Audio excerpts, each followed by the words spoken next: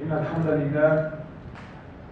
لله نحمده ونستعينه ونستغفره ونعوذ بالله تعالى من شرور أنفسنا ومن سيئات أعمالنا من يهدي الله تعالى فلا مضل له ومن يضلل فلا هادي له وأشهد أن لا إله إلا الله وحده لا شريك له وأشهد أن محمدا عبده ورسوله أما بعد.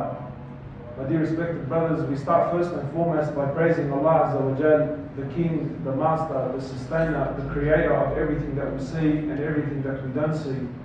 Allah subhanahu wa ta'ala is the one who every single living thing relies on Him, and He relies on nobody. This is the greatness of Allah Azza wa Jal. Every single one of us exists because Allah allows us to exist. None of us are walking around now due to our own free will or due to our own abilities. We are here because Allah allows us to be here. We send peace and blessings upon His beloved creation, His best creation, and that is our beloved Prophet Muhammad sallallahu alayhi wa sallam, our teacher, our master. And my brothers, I remind myself and I remind you all to have fear of Allah Azza wa Jal. To have fear of Allah Azza wa Jal. The brothers were asking me to maybe touch on dunya, touch on the topic of dunya. And there's a beautiful story that I always like to narrate. The story is mentioned in Al-Isra'iliyat, and I'm sure if any one of you was to jump on YouTube and put in the 3 loaves of bread, you'll get the story. It's a very, very deep story. It has a lot of meaning to it. And I want to share it today because it deals directly with the issue of dunya. And the story has it says that Isa alayhi salatu wasalam, he was traveling with some of his companions. So Isa alayhi salatu wasalam, he was traveling with some of his companions. So they got hungry. So they got together and they collected whatever money they could, and then they appointed one man and said to him, "How about you go into the town and whatever you can buy with this money, buy us some food so that we can eat."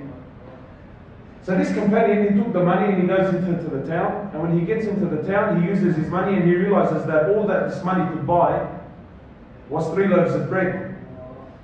Now automatically, and please, when you listen to the story, try to live the story, not just be entertained by it, you know. Put yourself in this man's shoes. So he looks at the 3 loaves of bread and he's starving. He's thinking, man, there's a lot of companions back there and there's only 3 loaves of bread. If I take this back, how much am I really going to eat? So Shaitan whispers to him, gives him, that friendly advice. Says to him, look, how about you eat one? Go back and say that all you could buy was 2. And that's exactly what he did. So he ate one of them, went back to Isa alayhi salatu wasalam, and gave him the 2 loaves of bread. So Isa says to his sister, who ate the 3rd? The man is baffled. Who ate the 3rd? He's thinking, how did he know? So automatically, the first thing he did, and a lot of us tend to do this, was he lied. He says, but there was only 2. He says, I only bought 2. So Isa alayhi salatu wasalam, he didn't want to argue with the man. They carried on their journey. As they carried on their journey, the companions, they were successful in hunting a deer. So they seen the deer, they hunted it, they cooked, they all sat around and they ate this deer. So then Isa alayhi salatu wasalam, Jesus, by the will of Allah Azza wa Jal, he gives life back to the deer in front of their very eyes. Gives it life. It came back to life. It stood in front of them and ran away. So he leans over to the man and says to him, I'm asking you, by the one that gave life to this deer, who ate that 3rd loaf of bread? The man insists. He says, but there was only 2. He says there was only 2. So he didn't argue with him. They carried on their journey until eventually they got to like a flooded river. They had to cross the river, so they needed to get to the other side, and this river was flooded. So Isa alayhi salatu wasalam, he gathers his companions, they all hold hands, and then by the will of Allah Azza wa Jal, he allows them to walk on the surface of the river, the surface of the water. They walked on the surface of the water and then they got to the other side. The men are amazed, a miracle in front of their very eyes. When they reach the other end, Isa alayhi salatu wasalam, he leans over to the man and he says to him, I'm asking you, by the one that allowed us to walk on the surface of the water, who ate that 3rd loaf of bread? The man says, but there was only 2. He says, there was only 2. I only bought 2. So they carried on. Until eventually they reached a place, they reached a particular destination where they sat down. And Isa alayhi salatu wasalam, with his blessed hands, he had collected some dirt, and he pulled together 3 piles of dirt. And then by the greatness of Allah Azza wa Jal, by Allah, he turns the dirt into gold. And calls the man over. He says, 1 pile is for you, 1 pile is for me, and the 3rd pile is for the one that ate that 3rd loaf of bread. So the man doesn't waste a minute. He says, I ate the 3rd loaf of bread. Now there's money, brother. Now there's papers involved. He says, I ate the 3rd loaf of bread. So Isa alayhi salatu wasalam, his system for you is all 3 piles of gold. You take everything. But you cannot join us anymore. This is where we divide. So this guy's thinking, who needs the Prophet and who needs the companions? Look at all this fortune I've made, So now he's sitting back, he's planning out his future like many of us do. He's probably thinking, I'll buy a house on the water and I'll use another pile to invest and then I'll use that money to pay for my, right? And then, he's starting to do his calculations.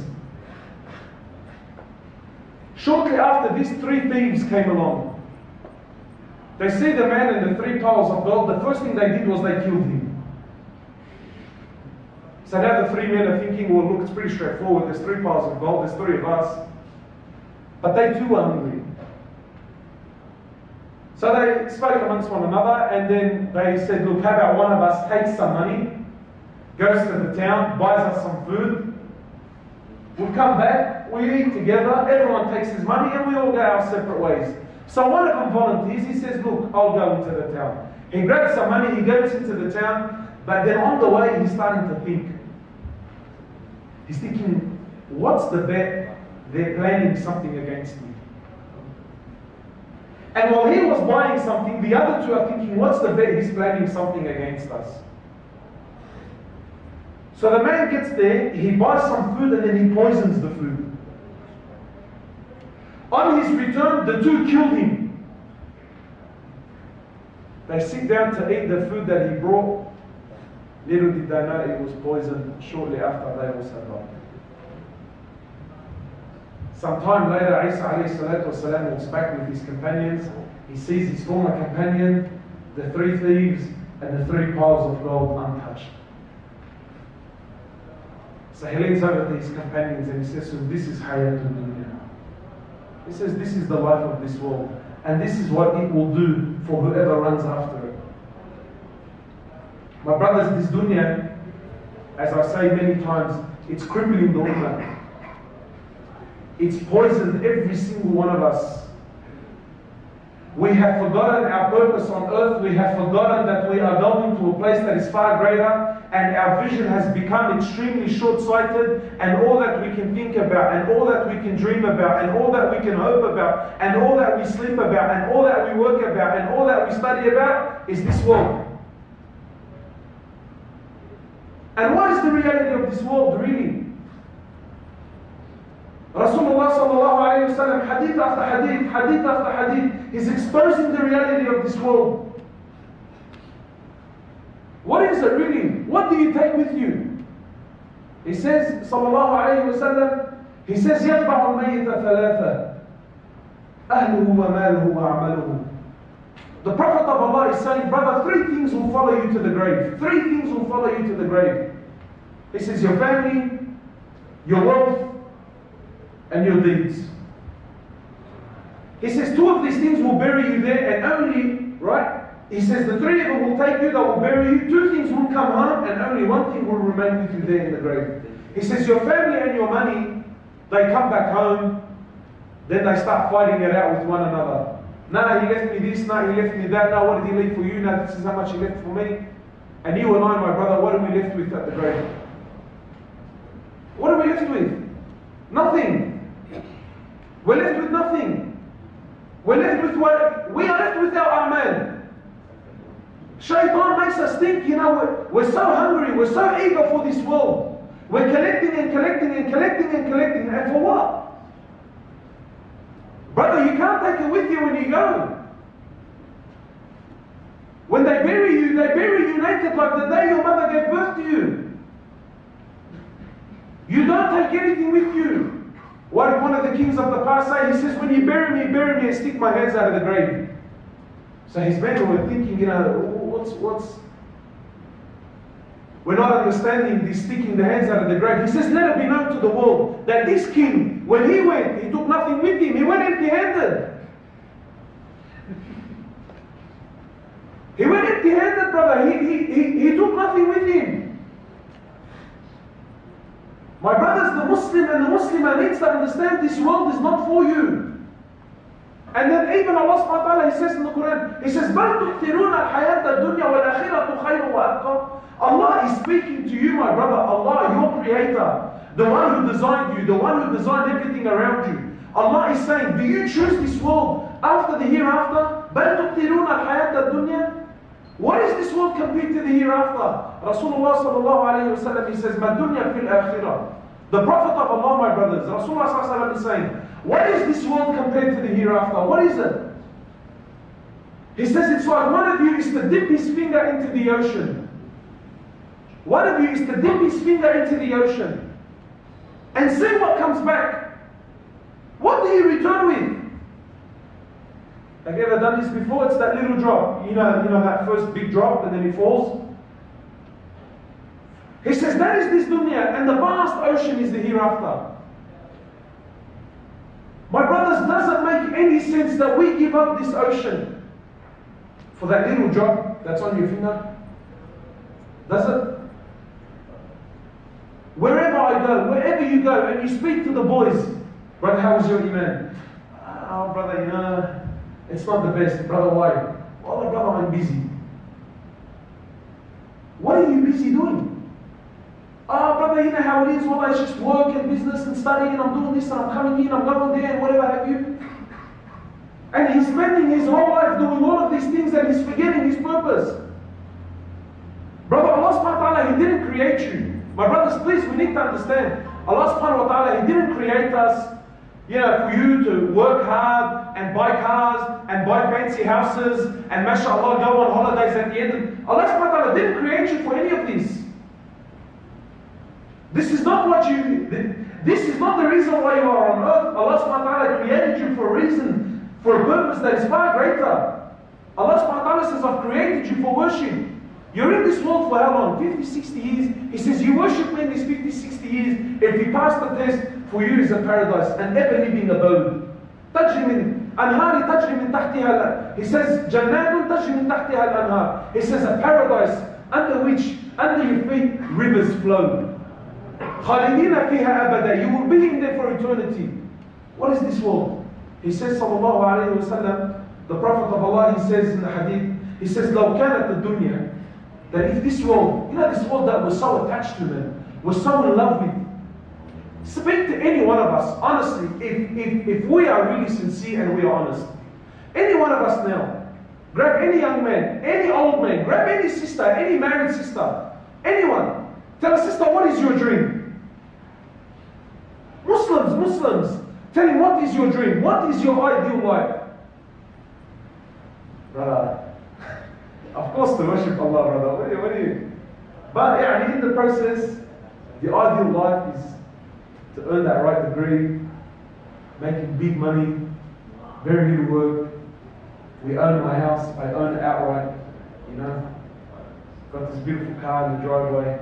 And mashallah, we go to Hajj every year maybe, or maybe Umrah trip, me and the family, in the middle of it. That's our dream. That's what we're living for. Allah subhanahu wa ta'ala doesn't want any of this. Sahaba and Rasulullah sallallahu alayhi wa sallam who had nothing. They had nothing. Aisha radiallahu ta'ala anha, she's telling her nephew Urwa radiallahu ta'ala anhu, she says to him, by Allah, you need to understand, this is the wife of Rasulullah sallallahu alayhi wa sallam. She says to him, by Allah, 3 full moons would pass us by. Not one, 3 full moons, 2 full months would pass us by, and not a single flame would be lit in any of the 9 houses of Rasulullah sallallahu alayhi wa sallam. Not a single flame, no boiling, no cooking, of any sort. In not one house, in the 9 houses of Rasulullah sallallahu alayhi wa sallam. So Urwa asked her, he says to her, "Oh, my auntie, how did you people live? How did you survive?" She says to him, "Al-aswadan, al-tamr wal-ma." She says to him, "We lived off water and dates. Except maybe every now and then one of the neighbors of Rasulullah, if he milked his goat, they used to send us some milk."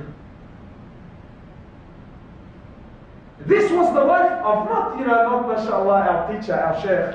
Rasulullah sallallahu alayhi wa sallam, the greatest creation of Allah. The greatest creation of Allah. And this was the life. And sometimes we think, brother, relax. He lived in Saudi. We live in Australia. The conditions are different. Rasulullah sallallahu alayhi wa sallam in the Sahih Hadith, he says, "Allahumma ja'al rizqa ali Muhammadan quta." Rasulullah sallallahu alayhi wa sallam used to make the dua, "Oh Allah, make the provisions not only for him." He says, "For me and my family, make the rizq of my family the bare minimum."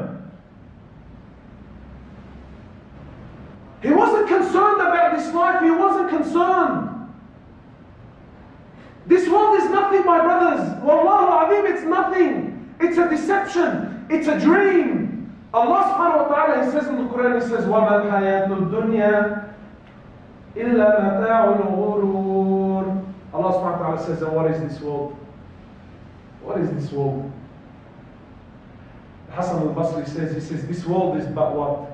One of you went to sleep, seen a nice dream, woke up in the morning, and it was gone. Allah is saying, وَمَا الْحَيَاةُ الدُّنْيَا. What is this world? Except it's a deception. It's a dream. I've been saying to the brothers lately, I don't know about you, but I keep having this reoccurring dream.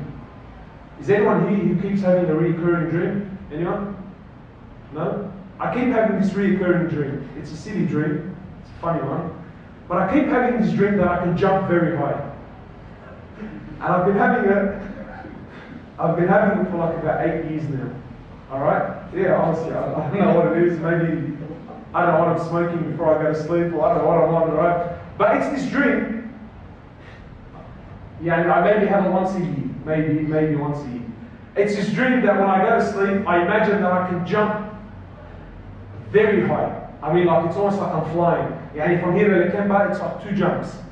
Right? It's like, and then I jump back up, and and as I'm jumping, I'm looking down. Anyway, the last one I had, right, I think it was maybe like about a year ago. By Allah, Wallah Azim, I'm in the house of Allah. It felt so real.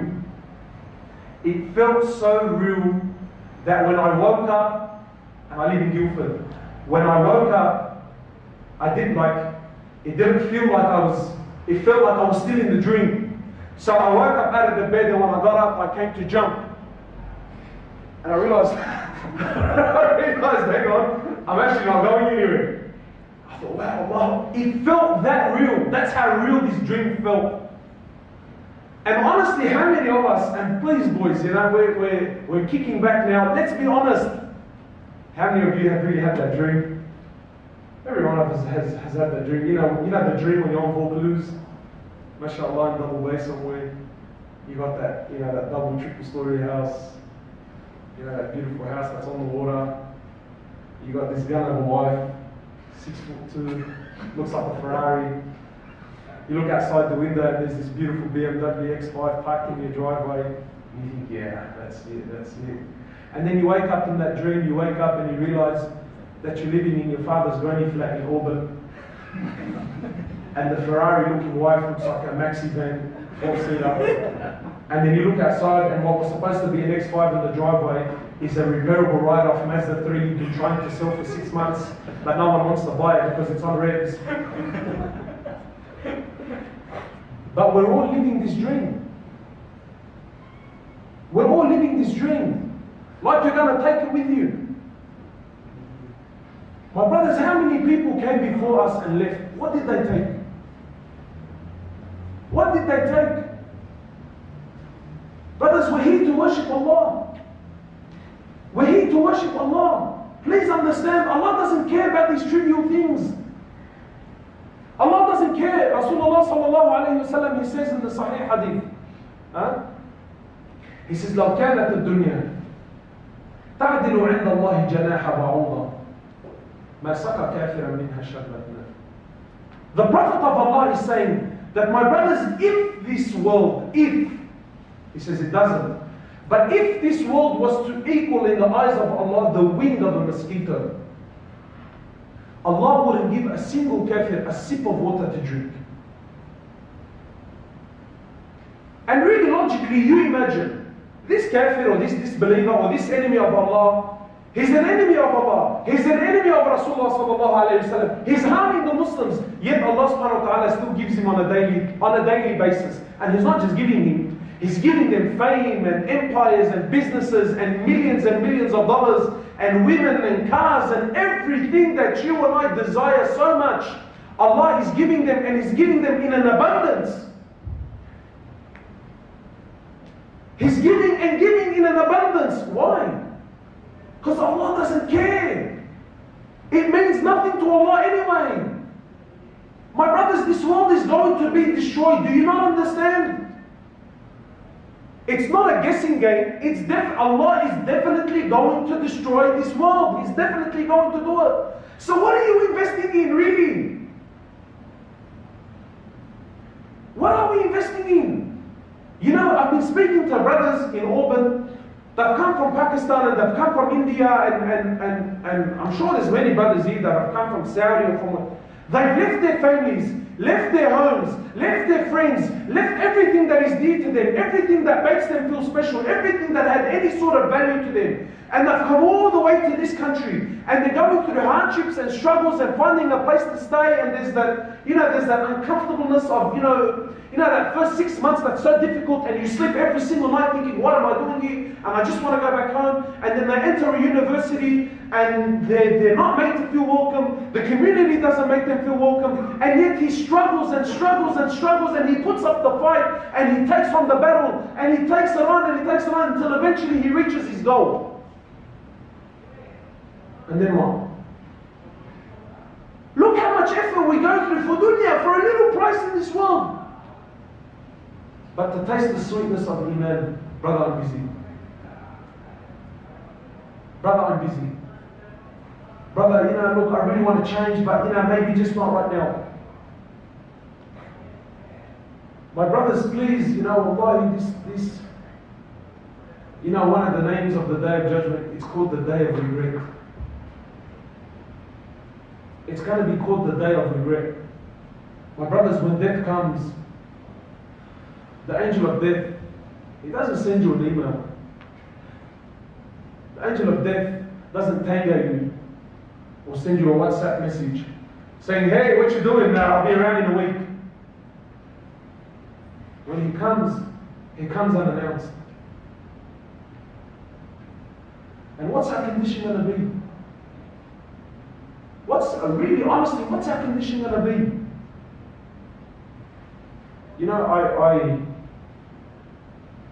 Maybe just a bit of a confession, right? I've got about 5 minutes left. For many years I struggled with this concept of how Allah, He's the ultimate, He's the most forgiving, but Allah is the most just. Right? And I used to struggle with this. This is a bit of a confession, right? And this was something in my heart. I used to think, how can Allah be the most just, but the most forgiving? And this was something that really battled in my heart for a long time. So then I remember once I was asking around, and I never really got a right answer. And then I remembered I was hearing a talk, and the Shaykh hit it right on the nail, man. And I thought, Allahu Akbar, the greatness of Allah. He says, have you ever really wondered and pondered how Allah subhanahu wa ta'ala, when someone worships Him for 50, 60 years, He rewards him with an eternity of paradise. And when someone disobeys Him for 60, 70 years, Allah punishes him for eternity. How is that fair? How is it just that this person who disobeyed you for only 50, 60 years, you're frying him in hellfire for eternity? Where's the justice in this? I mean, surely you would think that, look, you disobeyed me for 60 years, I'll punish you for 60 years, yeah? Allah, why are you throwing the kuffar in hellfire for eternity? Where's the justice in this? So listen to what he says, you know. He says, when Allah subhanahu wa ta'ala takes the life of someone, Allah knows that the condition of the person at death is the condition he was going to be in for eternity anyway. So when a Muslim dies and he used to make salah during his death, Allah already knew that had this man lived for eternity, he was going to always establish his prayer anyway. That's why Allah rewards him with an eternity of paradise. And when someone dies with no Quran in his life, with no salah in his life, you know, sometimes we think, oh, so young. No, he wasn't young. Allah knew very well, had this man lived for eternity, he was never going to pray anyway. Therefore, he goes into Jahannam for eternity. This is the justice of Allah Azza wa Jalla. So really, honestly, I want to ask you, if I died right now, if you and I were to die right now, and the condition that we're in, you know, now, honestly, every one of us, we're in this dream. Wallahi, we're dreaming. That, brother, relax. Why are you stressing, brother? I'm still young. When I finish uni, you don't know what I have planned. I have a big Umrah trip coming up. I have a big Hajj trip coming up. Brother, relax. As soon as I pay off my house, I know it's riba, but relax. As soon as I pay off my house, Allahu Akbar, ibadah, ibadah, ibadah. And shaitan has us in this web, you know. Brother, don't you understand that if you died right now, you will face Allah as someone who was going to be paying riba for eternity. If you die now without salah in your life, you will die and stand before Allah as someone who was never going to establish salah. How many sisters have died without hijab on? How many sisters have died with, how many? This was going to always be our condition. And this is the ultimate justice of Allah subhanahu wa ta'ala. And this is also His ultimate mercy. So my brothers, this world, you know, it's a big web. It's a big dream.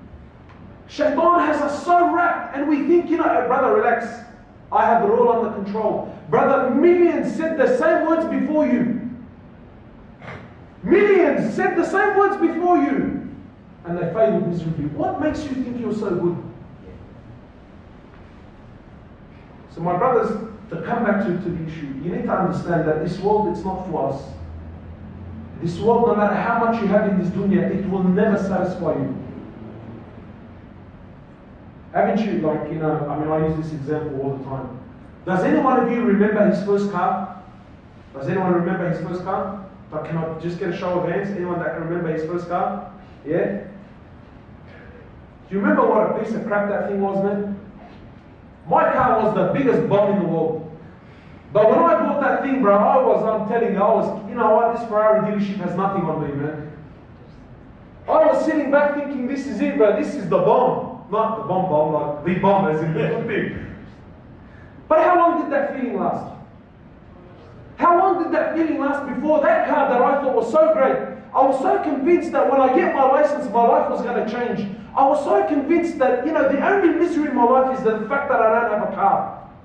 I got my license, I got my car, and 2 weeks, 3 weeks, 4 weeks, a month, 3 months into it, that car that was supposed to bring me so much happiness became the most embarrassing thing in my life. And since then, I've been upgrading my car since, and I'm still not happy. Brothers are rolling cars out of dealerships, rolling them out of a dealership. I wish I had a bit more money, I wanted to do some review. If I had a bit more money, I would have got the optional nav. How many of us were so content, we were so sure of ourselves that the only misery in my life, the only reason why I'm not enjoying my life is because I'm not married yet. Any single brother here tells their brother, once I get married, you watch, hold on. And the married man looks back and thinks, yeah, this guy has no idea. How many sisters thought, I'm waiting for Mr. Perfect to come and pick me up and then my life is going to change. And from the day you've married her brain to now, she looks at you. Honestly, have you ever caught your wife just staring at you but not saying anything? Honestly, have you? Billah alaik, have you ever caught your wife just staring at you but not saying anything? Brother, you know what she's thinking? How did I end up with this monkey, bro? Sorry, excuse the language. She's thinking, how did I end up with this guy, man? I catch my wife all the time in the car. But this is, brother, and that's this dunya. You're chasing something that's not real. You're running after something that's not real, and you're never, ever, ever going to catch it. And you know what the price you're paying is? You're paying the ultimate price. You're paying the price of Jannah. You're paying the price of worshipping Allah, which is why you're here, man. Our happiness, you need to understand, brothers, happiness is a creation from Allah. So who gives it? Allah is the only one that can give happiness. Don't ever think Allah is going to hand out happiness to someone that's disobeying Him. Don't ever think this in your life. Don't ever think Allah is going to hand out happiness to someone who's choosing this world over the hereafter. Never. No way. So inshallah, my brothers, forgive me, I took a bit too long time. Yeah? Some more time? Yeah, keep going. Start running out of steam. Right?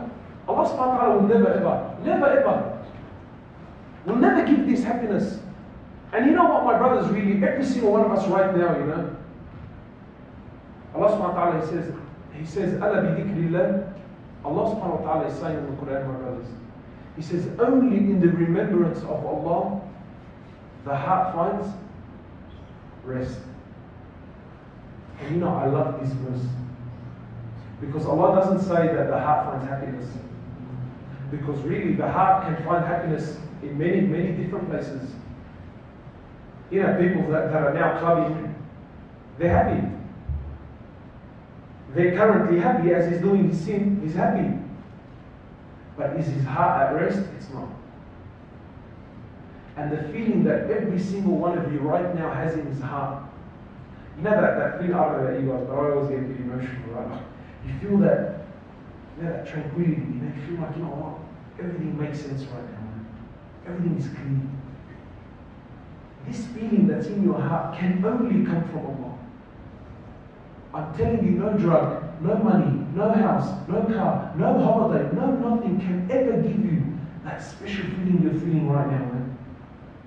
Why? Because Rasulullah sallallahu alayhi wa sallam, he says, whenever a group of people come together, exactly like we've done now, to remember Allah subhanahu wa ta'ala, he says, verily 4 things will take place.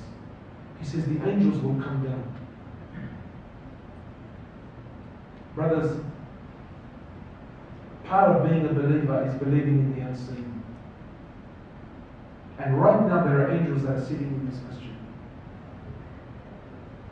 There are angels that are rubbing their wings in your shoulders with your shoulders now. I don't know if there's sisters here, but my sister, if there's a sister here, my sister right now, you know, and I'm not saying this to win your heart, right now, these are the words of Rasulullah sallallahu alaihi wasallam. There is an angel that is sitting right next to you, and it's rubbing its wings on your shoulders, and this tranquility that you're feeling, this peace that you're feeling is because you've sat to remember Allah. This is what we live for, man. And then Allah will mention your name. And Allah will boast about you in a gathering that is far greater than this one. What does that mean? It means He will boast about you by name to the likes of Jibreel and Mikael and to the angels that are around you. And then by the time the gathering finishes and we all stand up, Allah subhanahu wa ta'ala says, I will forgive every single one of them their sins. And I love this part of the hadith. So an angel comes to Allah. He says, Ya Allah, but there's a person that's sitting in the gathering, and there's always this person here. Always. He says, Ya Allah, there's someone that's sitting in the gathering, he doesn't want to be there. You know how there's always one of us who got stuck with the brother, he said, look, we're only going to pray Maghrib and come back. And you're thinking, Ya Allah, when is this guy going to shut up so we can all go home, bro? There's always that person, right, who just got caught up. Brother, I don't want to be here, but the guy won't finish and I want to go home. Right? So the angel, this is in the hadith. So the angel says to Allah, says, Ya Allah, but there's someone, he's there, but he doesn't want to be there. Allah says, I forgive him also.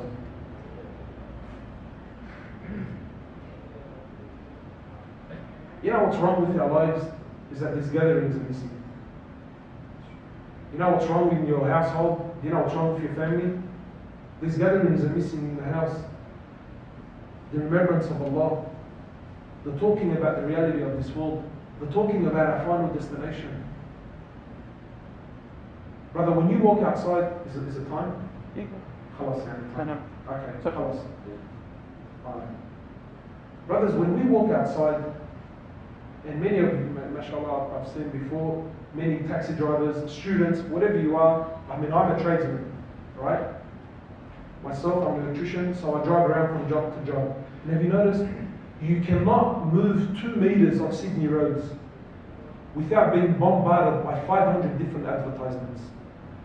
Whether it's the bus stop, whether it's the billboard, whether it's on the phone booth. Now on the phone booth, it's rotating. So if you're there for too long, we don't want you looking at the one ad, right? We'll put another one up for you, right? So when you walk outside, what do you think is happening to your heart, man? Ad, dunya, this product, that car, this. What do you think is happening to your heart? Turn on the TV for 5 minutes. Turn on the TV for 5 minutes. What do you think happens to you? Turn on the radio. So all of this bombardment of dunya. Naturally, you're going to be affected by it. Don't be fooled by the beard and abaya. You know, if I walk across the road now and I start looking at those cars that's in that dealership, you'll have to wipe my saliva off the window. Yeah, because I'm a young guy, bro. What's wrong? I mean, I grew up always watching this stuff and my heart loves it. So what's the medicine? Is these environments. When you surround yourself in these environments and you put yourself in this environment and you start listening, your heart starts to get affected. So don't think now that, mashallah, we sat for a half an hour talk, everything's A-okay. No, it's not A-okay. Everything 90% of what just happened now is going to be destroyed as soon as we walk out to eat something. Watch, you watch. Start having a laugh, this, that, where you go. It's gone. 90% of it is gone. The other 10%, you won't leave bottom your own. You won't leave bottom your own until it's gone, it's destroyed. So my brothers, we have to surround ourselves in these beautiful gatherings, inshallah ta'ala. So inshallah, we already, inshallah, to start making this Friday thing a constant thing. Make this a part of your life, man. Make this a regular part of your life. Trust me, when you give this up, you're the one who's losing. No one else. These brothers, mashallah, may Allah subhanahu wa ta'ala rewarded. We go through all of this effort, to get all this thing happening and get the food and call the, all of this effort, right? It's for you. It's for us to benefit, inshallah ta'ala. So we ask Allah subhanahu wa ta'ala to make this question out. Please don't ask me questions. So, inshallah, subhanakallah wa bihamdik, nashhadu an la ilaha illa anta, nastaghfiruka wa natubu ilayk, jazakallahu khairan all. Allah subhanahu wa ta'ala reward you. Brother saying, any questions? Look, I mean, I'm happy to take questions, but no fiqh questions. Yeah. So questions, but no fiqh, because I'm not a sheikh. So if it's just a general advice thing, I'm happy to. Inshallah. خلاص؟ طيب جزاكم الله خيرا.